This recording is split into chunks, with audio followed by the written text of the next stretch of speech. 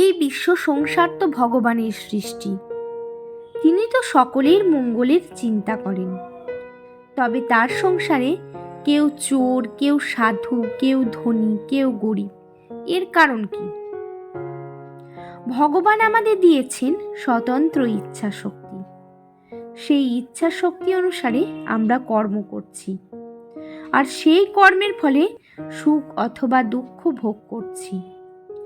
স্বতন্ত্র ইচ্ছা শক্তির সদ্ব্যবহার করে আমরা সুন্দর হতে পারি, আবার অসৎ ইচ্ছায় বদ চরিত্র হতে পারি।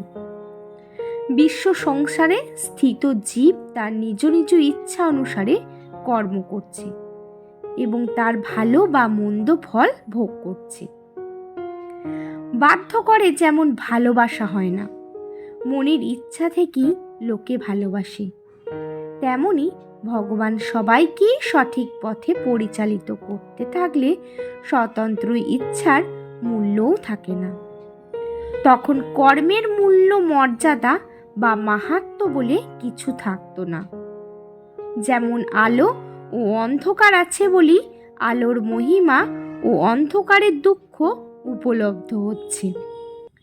বৈচিত্র্যময় কর্ম ও কর্মফল যদি না থাকতো, তবে তো লোকে কর্ম করা থেকে বিরত হয়ে বসে থাকতো, অথবা একটা নিছক যন্ত্রের মতো ভগবানের নির্দেশে চলতো।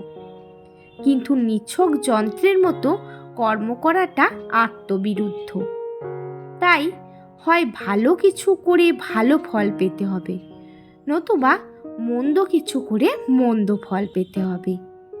এই বৈচিত্র্যের মধ্যেই প্রকৃত সুখের সন্ধান করতে হবে।